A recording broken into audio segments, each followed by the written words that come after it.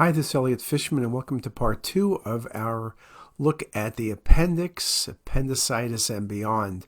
We left off last time by making the point that not everything in the right lower quadrant is appendicitis, that it is common, there's no doubt about it, but there are other things. For example, in this case, the patient was referred in for appendicitis, and there's inflammation, and indeed, just looking at these two images, appendicitis is a possibility.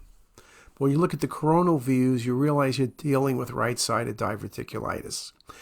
And right-sided diverticulitis is not that uncommon. It's more common in women in their 40s. So the age is not bad for the appendicitis. Obviously, appendicitis is more common in male than females, but of course, plenty of females get appendicitis. So it's important when we look at the right lower quadrant and we're doing a differential diagnosis on CT.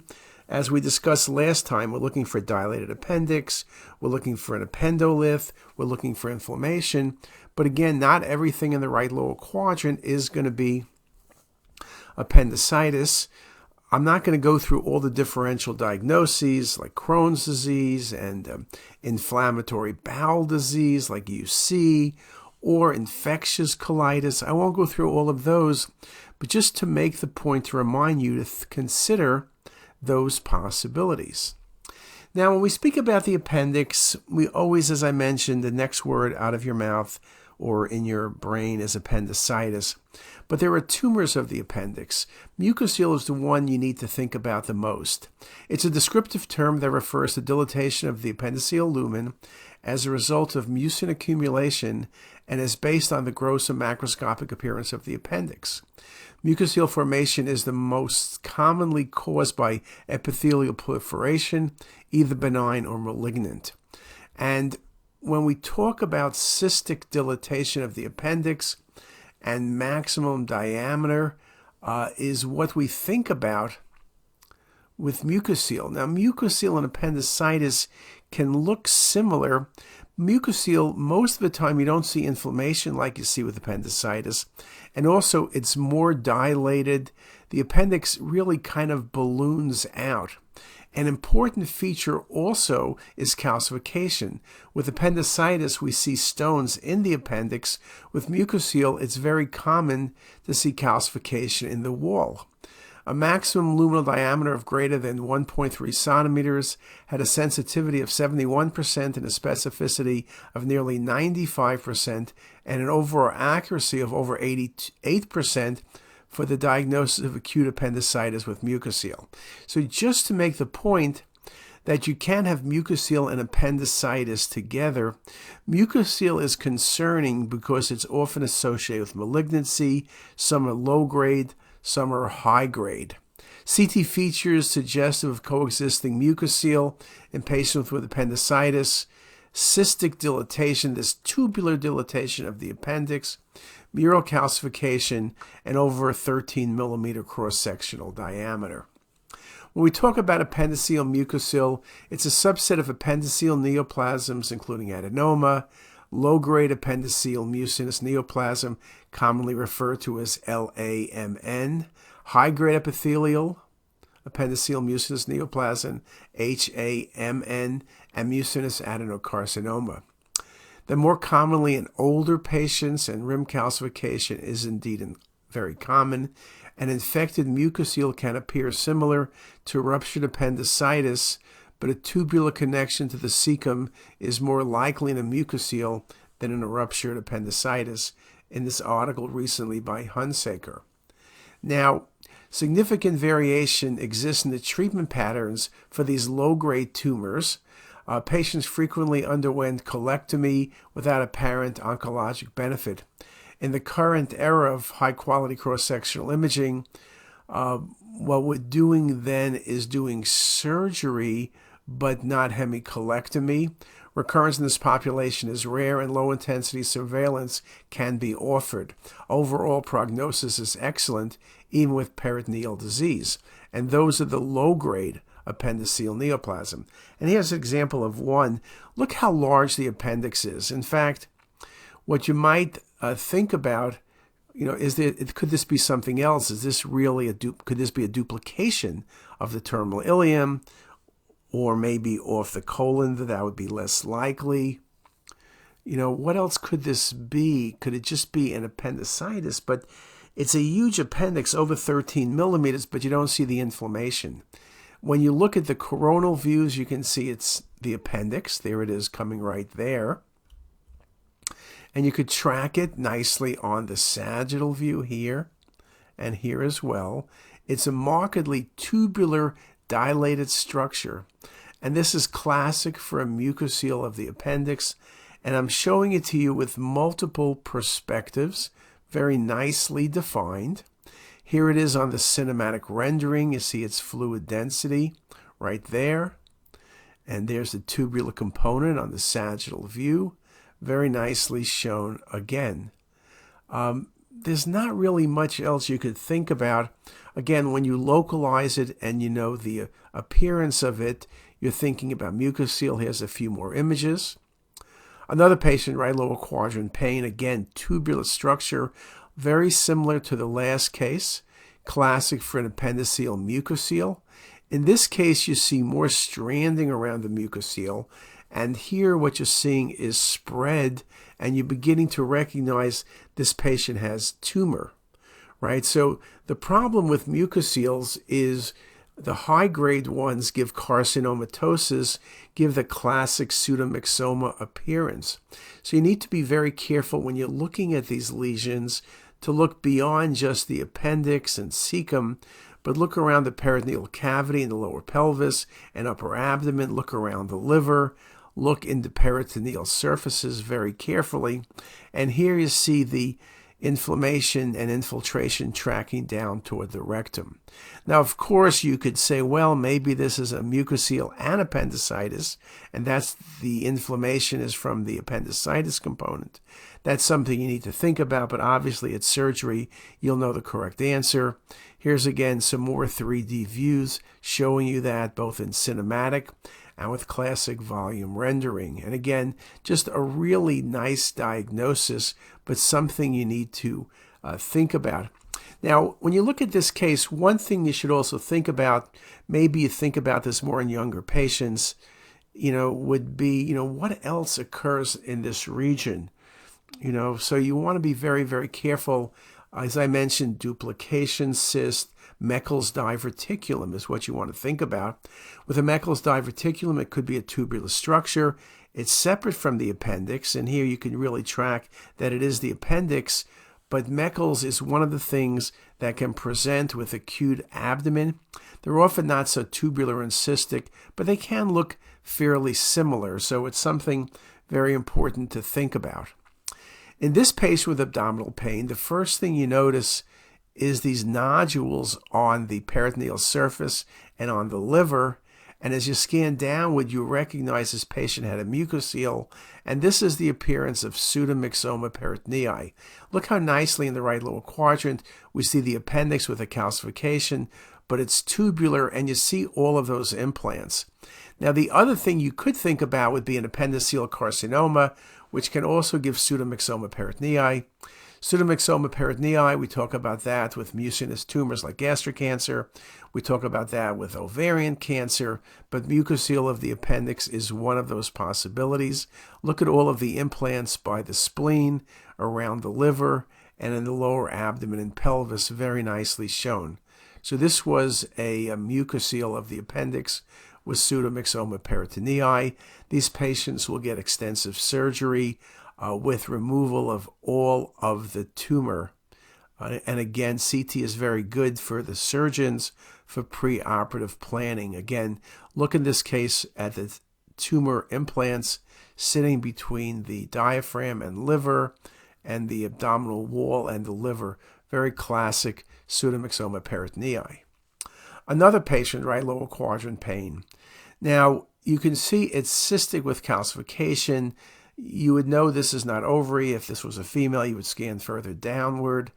This is the appearance of a mucocele of the appendix as well. They can be very large and cystic. You can see it right here. It looks like a cystic mass. You could think about a drop metastasis perhaps, but it's so large and so focal, you got to be thinking about a mucocele of the appendix. It's kind of a classic appearance. The thing that's not as classic as one might like, perhaps, is you would like to see more calcification. Here's another example. This one has more calcification. You can see it's not as large as the last case, but classic in location, classic in terms of calcification. This is a mucocele. We look carefully. We don't see any spread, any carcinomatosis in this case. But again, very nicely showing you the calcification of the mucocele. So again, thinking about the appendix, think beyond the appendix in terms of disease processes like mucocele. And here's the tubular structure. Compare this to the other cases. It's large, it's tubular, there's a little bit higher density. Occasionally these can bleed, but the calcification is not intraluminal, it's in the wall. And that pushes you to that mucocele, and also will make you more concerned. This could be potentially low-grade malignancy, but malignancy nevertheless. Here's another patient with a mucocele with a large cystic met in the lower abdomen and right lower quadrant. Looks like an ovarian mass or Pseudo-myxoma peritonei or some big cystic tumor, but it makes the point that mucoceles can be very large. Most of the ones I've showed you, the classic, and the ones you'll see are tubular, but occasionally they may present late.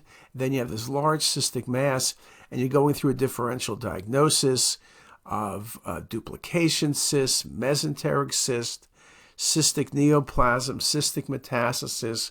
If it was a female, you'd be thinking about things like ovarian masses as possibility, but this is a wonderful example of a large mucocele.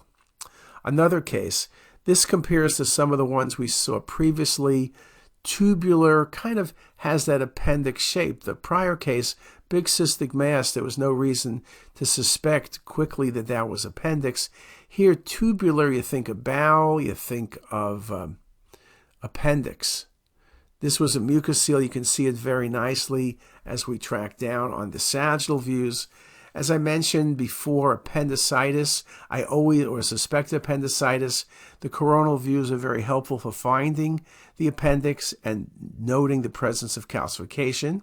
It's also very helpful in looking at potential mucoceles or other possibilities, but the sagittal view, as in this case, often is the best view for showing you the tubular nature and the size of the patient's mucocele, very nicely shown.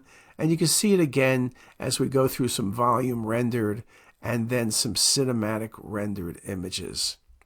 3D mapping, is it necessary in these cases? Probably the answer is no. But in cases where you're uncertain of what is going on, where you have a differential diagnosis but can't be more specific, I think things like 3D rendering can particularly be valuable. So I would make sure we think about using that. And this is just a wonderful example of a mucocele of the appendix. Here's another large cystic pelvic mass, which was a mucocele of the appendix. Again, you have a large differential diagnosis. So I've shown you a range of cases just so you know that mucocele can be an easy or a very difficult diagnosis. Here you could even think about a patient with a liposarcoma. Liposarcomas are not necessarily all fat, but they often can be cystic looking, mass-like, involve a portion of the abdominal cavity or diffusely in the abdominal cavity. Here you see mass effect on bowel and mesentery. And again, it's a difficult diagnosis, and perhaps it's only at surgery or biopsy that you will reach the right diagnosis in this case. But it's a wonderful example of a large mucocele. In this article by Bennett, cystic dilatation of the appendix and maximum diameter achieve statistical significance for the diagnosis of acute appendicitis with mucocele. And we showed you this number before, but again, 13 millimeters or greater. You got to be thinking about a mucocele even in the face of appendicitis. And as we said, some of these are low grade, some are high grade. Obviously, when you have extensive Pseudo-myxoma peritonei, they're typically high grade lesions. Now, one of the other things to think about is you're going to have mucinous adenocarcinoma of the appendix. That's kind of a difficult diagnosis, often presents and looks like a cecal carcinoma. We mentioned before the importance of imaging in managing these patients. And again, with the low-grade tumors, patients will often do fine. With the high-grade tumors, extensive surgery and chemotherapy will be necessary. Other comments, a note, people talk about tip appendicitis, where only the tip of the appendix is inflamed and perhaps perforates. When you have perforation and inflammation, the appearance of peritoneal inflammation is different than pseudo-myxoma peritonei. In this article by Hunsaker, if a patient presents with an appendix over 15 millimeters with or without calcifications, the report should state concerns for appendiceal mucocele with risk for pseudo-myxoma if it ruptures. So, in other words, if you see a tubular structure that you think is an appendix, it really becomes almost a surgical emergency in the sense that you want to remove it before it ruptures and seeds the peritoneal cavity. Some more examples: mucocele with dense calcification. I think it makes it a whole lot easier for the diagnosis. Again, tubular, markedly dilated rim calcification, very nicely shown on the sequence of images.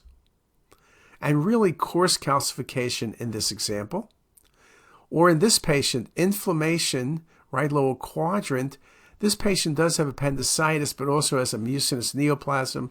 Look at the thickening of the wall of the appendix, the diffuse infiltration. And again, you can see it nicely on the coronal views. I think routine appendicitis is what you're going to see most of the time.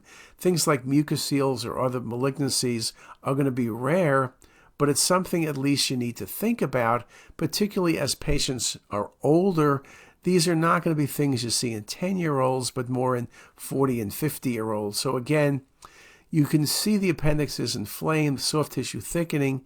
You at least need to say, as that article mentioned, that we would wonder, could the patient have, in addition to appendiceal inflammation, a mucocele? So again, the surgeon may consider how they operate on that patient and the care that's taken to remove the appendix as a whole structure, so you don't have any seeding if it ends up being a mucocele. Now, I mentioned you can see adenocarcinoma. This patient presented with right lower quadrant pain. There's a big inflammatory process in the right lower quadrant. It could have been a perforated mucocele. It could be perforated appendix. But you see widespread liver metastasis. The truth is, it may not even be appendix. It could be a cecal or a right colon carcinoma with carcinomatosis. At surgery, this was an adenocarcinoma of the appendix with implants in the right lower quadrant and liver metastasis very nicely seen. When you look at the full field of view imaging, there's implants also in the left lower quadrant and extensive implants, many of them cystic in nature, on the patient's rectum and sigmoid colon as well, in addition to the large cystic and solid and necrotic mass in the patient's right lower quadrant. So again, the appendix has a range of pathologies. We may not think about them, but they all can happen. In this case, probably you would have read this case as a cecal carcinoma with carcinomatosis to liver and implants. So sometimes it's hard, particularly when you have so much tumor. The appendix is not really well seen, so it's kind of matted in there. And I guess I too would have favored a primary colon process in this case, but again, you could think about that and perhaps mention that in your differential diagnosis.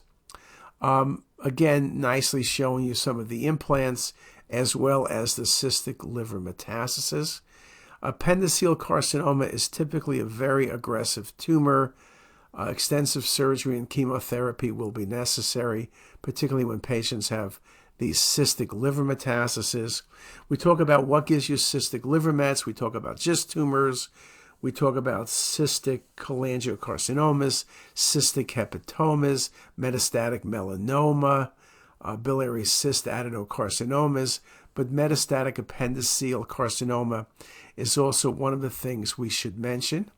And in this case, very nicely showing you the tumor in the right lower quadrant involving right colon, as well as the liver, very nicely shown on the cinematic rendering, nicely showing you the full extent of spread of disease.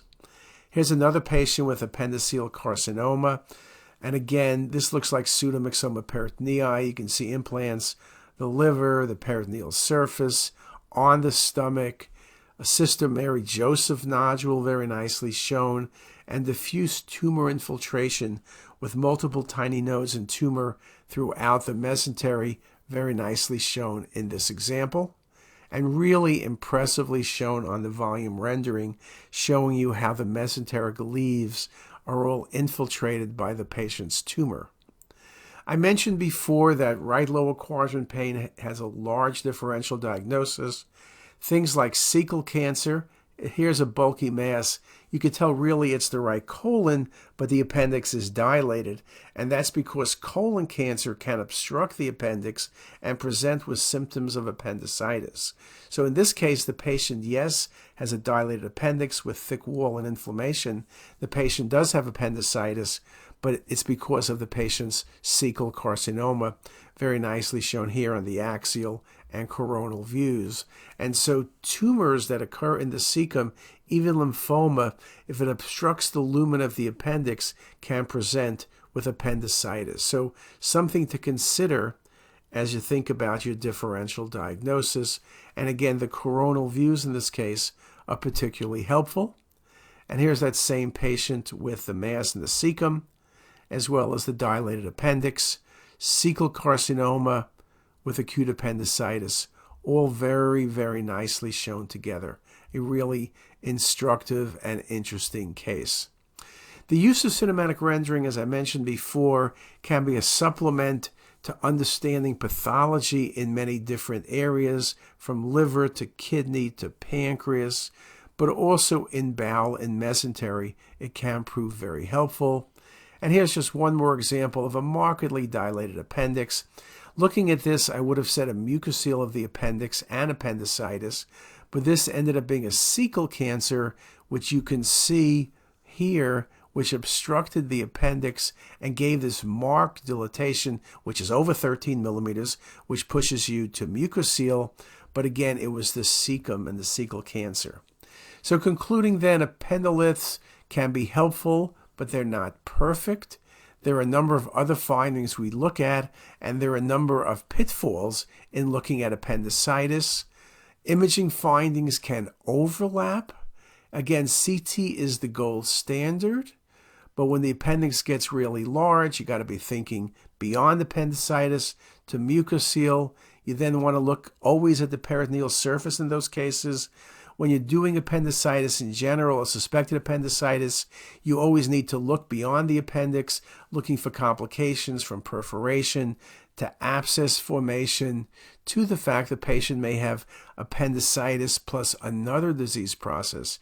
Just like I showed you, cecal carcinoma is things that need to be considered. And again, with appendicitis, the appendix can sit in many different areas, and so the appendicitis may not be perfect right lower quadrant. It could be more midline. And of course, in patients with malrotation, appendicitis can present with left lower quadrant pain. So with that, that's the end of part 2. I thank you for your attention, and I hope you enjoyed this lecture. If you like this video, make sure to subscribe to the CTisus YouTube channel. You can also visit us at ctisus.com for even more videos, plus quizzes, pearls, protocols, and oh so much more. We're also in the App Store and have well over a dozen apps for iPhone and iPad, all completely free. Thanks for watching.